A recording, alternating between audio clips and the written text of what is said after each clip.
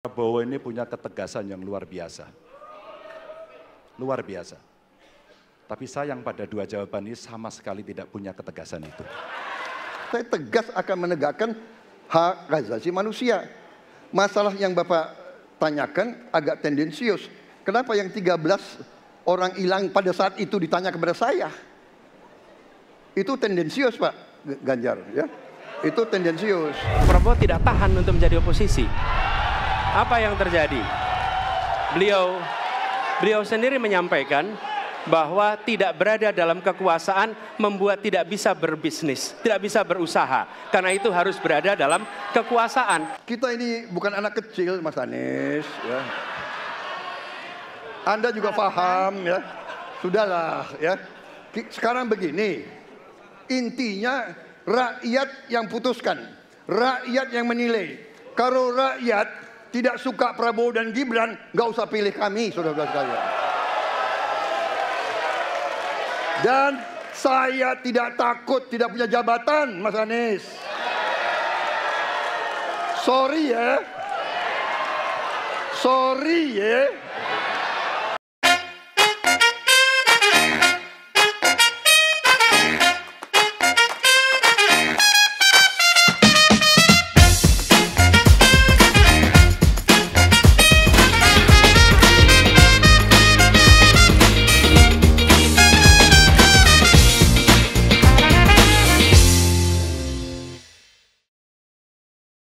Berisik siang ini kita ulas tentang adu tajam antara Anies, Ganjar, dan Prabowo waktu debat Pilpres Perdana 12 Desember 2023. Telah hadir di studio dengan Mas Arif Nurul Imam dari Ipsos, kalau nggak salah. Selamat datang kembali, Mas Arif. Selamat sore, Mas. Selamat siang menjelang sore, Mas. Menjelang sore. Tos dulu kita. Panas ini. Panas ini. Ini suhu AC di ruangan nggak bisa mendinginkan suasana, kayak mulai panas ini. Ya, situasi Pilpres makin menegang. Makin dekat tentu makin panas. Iya, iya. Mas Arif, kan kita sama-sama nonton nih. Iya. Debat Pilpres kemarin kan? Iya. Itu ada Mas Anies dengan gaya menyerangnya. Iya. Lalu Mas Ganjar dengan ketidakjelasannya. Iya. Dan ada Jenderal Prabowo yang bertahan, Iya. ya kan? Ya, menurut Mas Arif gimana nih waktu nonton debat Capres Perdana kemarin itu? Ya, ada beberapa hal yang bisa kita lihat dari debat Capres Perdana 12 Desember kemarin. Dari debat itu kita juga bisa mengkategorikan kemana sikap politik dari masing-masing capres. Pasangan nomor urut 1, Anies Baswedan, tentu sebagai petahana, penantang, dia menggunakan jurus menyerang. Ibarat sepak bola ini kan Belanda. Pertahanan terbaik adalah menyerang. Kita lihat dari beberapa perdebatan, Pak Anies nampak melemparkan pertanyaan-pertanyaan yang menukik ke Prabowo Subianto, yang kategorinya adalah pelanjut dari pemerintah Jokowi saat ini. Setelah Prabowo sebagai pelanjut, yang agak bermasalah, agak rumit adalah Mas Ganjar Pranowo. Mas Ganjar kan di awal-awal sebelum kampanye kan mengklaim sebagai pelanjut penerus dari Jokowi. Iya. Nah, tahta itu diambil alih oleh Prabowo kan? Mas Ganjar hari ini yang saya sampaikan di banyak media maupun forum, kerumitan dalam positioning politik. Apakah kemudian menjadi penantang atau kemudian menjadi pelanjut dari Jokowi? Iya. Tetapi di satu sisi dia menjadi penantang adalah partai pengusung Presiden hari ini, Joko Widodo, incumbent, dan sampai hari ini juga masih berkuasa. Mau jadi penantang, ceruk ini sudah diambil oleh Mas Anies Baswedan. Sehingga diksi-diksi maupun narasi politik yang disampaikan oleh Mas Ganjar Pranowo ini agak kikuk, yang bisa jadi akibat positioning politik yang rumit demikian. Tapi kalau Prabowo konsisten dia bertahan atau memang nggak punya kesempatan menyerang. Dia agak menyerang tapi turun lagi bertahan gitu kan. Sempat menyerang tuh ketika Mas Anies melancarkan serangan mengenai partai politik ya kan. Lalu sempat menyerang balik dengan menyebut Mas Anies dulu yang mengusung adalah Gerindra yaitu Pak Prabowo. Menurut Mas Arief gimana? Ya, posisi Pak Prabowo Subianto tentu saja karena klaim dia, bahkan bukan klaim, karena dia adalah pelanjut dari Joko Widodo, maka mau tidak mau dia harus bertindak seperti layaknya petahana. Padahal bukan petahana juga. Meski bukan petahana, tetapi bagian dari petahana. Minimal bagian dari pasangannya anak presiden lah. Pertama, dia posisinya Menteri Pertahanan, pemerintah hari ini juga. Kedua, cawapres yang diusung, digandeng adalah anak Presiden Jokowi yang merupakan petahana hari ini. Jadi mengenai Mas Ganjar, tapi agak kompak juga ya. Mas Anies sama Mas Ganjar tuh agak kompak tuh ketika Mas Anies memberikan serangan umpan, disambar Mas Ganjar, dihantam kepada Jenderal Prabowo begitu kan, ketika terkait tentang ini ya, hukum, penegak hukum, putusan MK. Sempat disindir juga tuh sama Mas Ganjar tuh, putusan MK ya kan, dilanjut oleh Mas Anies ya kan. Saling TikTok mereka. Ini Mas Ganjar sama Mas Anies apakah sudah seperti kompakan dulu atau gimana itu? Saya tidak, yang saya lihat justru bukan soal kompak, tetapi kedua paslon ini melihat ini salah satu cara mendowngrade dari Prabowo Subianto. Meski dari beberapa survei menyebut bahwa soal MK itu tidak berdampak terhadap elektabilitas. Ya, nggak berdampak ya? Ya nggak signifikan lah kira-kira. Mungkin ada dampak secara elektoral ya, tapi kalau dilihat pergerakan elektabilitas kan tidak signifikan. Mas Arief dengan tontonan kemarin gimana?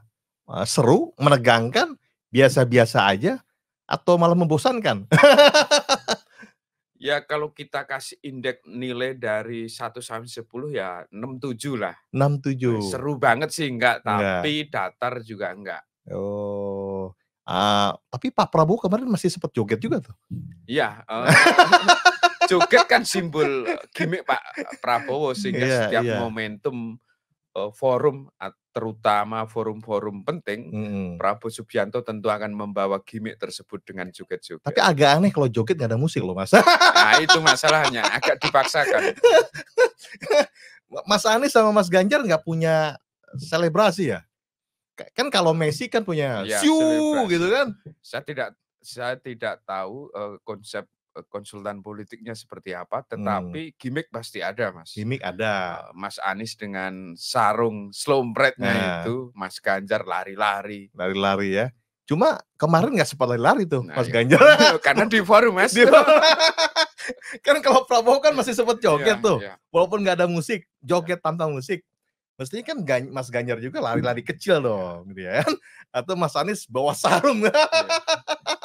Dikasih nilai berapa, Mas? Mas Anies, Mas Ganjar, sama Prabowo nih.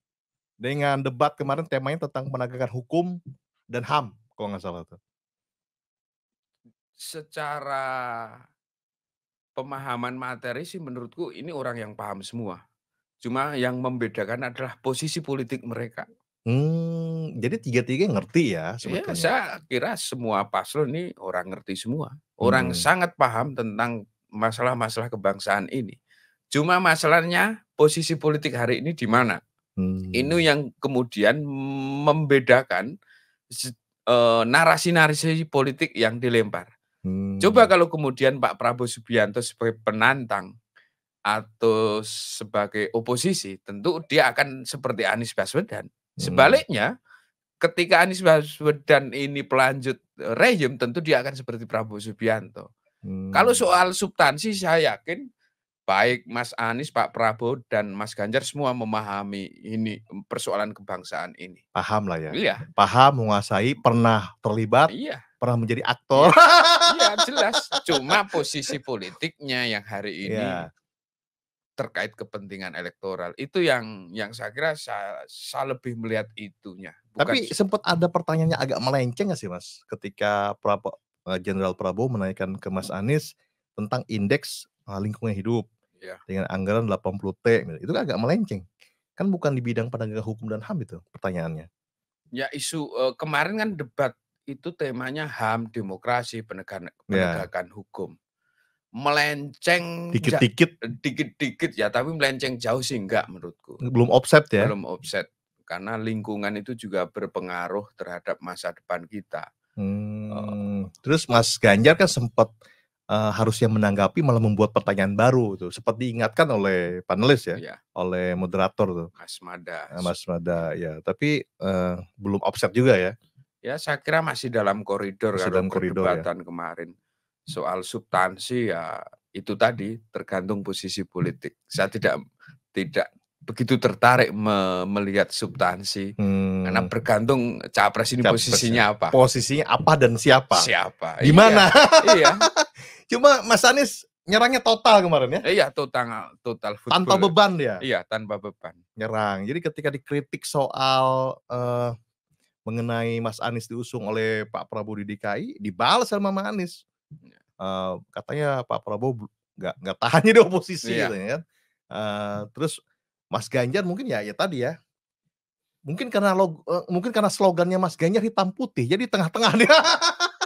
Seperti yang saya sampaikan di depan, posisi politik Mas Ganjar itu agak kikuk. Kikuk ya? Iya, mau menyerang, dia bagian pemerintah hari ini.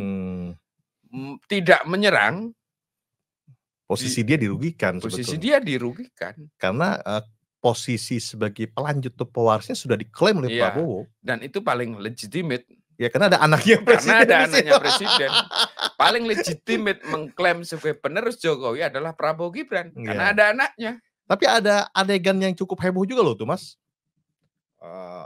Mas Gibran jadi supporter yang handal. Ngomporin tuh gimana itu?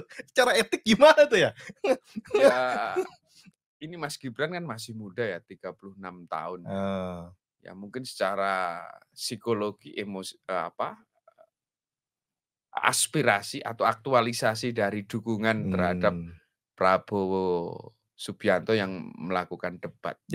Itu ya kayak supporter bola itu kan macem-macem. Ada yang teriak-teriak, ada yel-yel. Lebih ramai penonton. Iya, penonton lebih pinter ketimbang pemain. Balik lagi nih Mas, Anies dikasih nilai berapa nih? Kalau dari materi kan kemarin keseruan debat itu kan 7 lah nilainya kan. Nggak seru-seru amat tapi cukup hidup lah. Nah, kemampuan Anies dikasih nilai berapa tuh? Artikulasi Anies saya kira paling baik. Paling bagus. Diksi-diksinya. Mas Anies itu kan akademisi ya. Ngelesnya paling pinter. Kira-kira keahlian debat yang paling bagus ya Mas Anies. Kasih nilai berapa Mas? Waduh, kalau kasih nilai nanti kita dikira partisan. Kita kasih range saja dari angka 1 sampai 10. Seperti yang saya sampaikan tadi, karena ini cuma persoalan posisi politik, Mas. Jadi dari penguasaan debat, komunikasinya Anies terbaik lah. Kalau komunikasi terbaik Anies. Dari artikulasi pemilihan diksi. Dan posisi politiknya paling benar. Paling benar sebagai penantang. Oke. Terbaik berarti. Ya. Mas Ganjar? Ya, Mas Ganjar sebetulnya dia menguasai materi juga.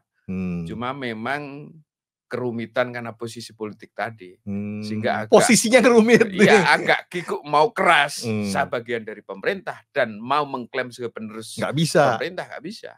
Ini bukan soal Mas Ganjar tidak memiliki kemampuan itu. Jadi kemampuannya oke. Oke, kalau Mas Ganjar baik. Siapa sih nggak? Tapi berarti di bawah Anies, karena Anies kan ada kejelasan status sebagai penantang. Ya. Oke. Kalau Pak Prabowo? Pak Prabowo sebagai petahana tentu harus dukung rejim. Iya, mau tidak mau kalau dari sisi dia penerus Jokowi, dia total untuk mempertahankan apa yang menjadi kebijakan Jokowi. Bahkan beberapa kali nyebut nama Pak Jokowi. Ya kita kasih nilai 7 semua aja. 7 semua ya? Iya. Plus minusnya? Plus minusnya Pak Prabowo mungkin karena latar belakangnya tentara, tidak punya tradisi debat, sehingga agak Itu minusnya. Dia penggunaan diksinya terlalu komandois. Komando ya, Ya kan? satu garis, satu komando. Kalau Mas Anies karena dia backgroundnya aktivis, akademisi, lebih cair, ya kan, terus lebih terukur, artikulatif, ya. Jadi 7+ lah dia. 7+. Mas Ganjar? Mas Ganjar secara kemampuan saya kira oke.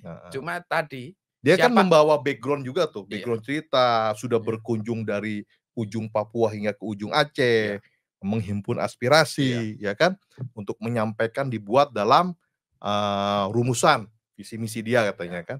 Ini tapi ketika posisinya agak kikuk ya, dia petahana bukan karena sudah direbut oleh Prabowo, penantang bukan. Penantang juga bukan nih. Dia jalan tengah. Jalan tengah. Tapi alias abu-abu, alias tidak jelas.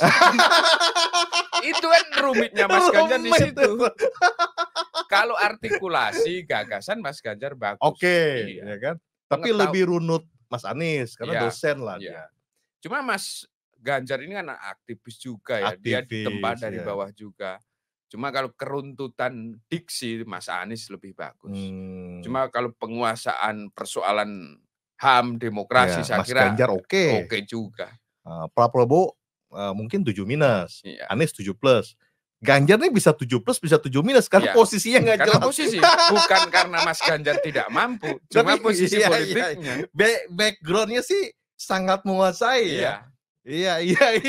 Jadi ini seperti pertarungan Anies versus Prabowo ya. Iya, betul. Dan posisi Ganjar nih di sini pelengkap penderita atau gimana ya? Kemarin debat itu seperti pertarungan Anies versus Prabowo. Mas Ganjar ya jalan tengah tadi. Jalan tengah. Sehingga sikap politik yang tercermin dari pertanyaan maupun narasi politik yang dilempar agak tidak jelas. Iya. Setengah yang mau nendang juga nggak banter, mau tidak ditendang kok dia nantang petahana. Kan kalau Mas Anies seperti Belanda nih, pertahanan terbaik adalah menyerang. Iya. Pak Prabowo kan seperti Italia nih, Catenaccio kan, pertahanan berlapis. Ini Mas Ganjar nih, kalau di analogikan nih, tim negara mana nih? Wah ini pusing juga.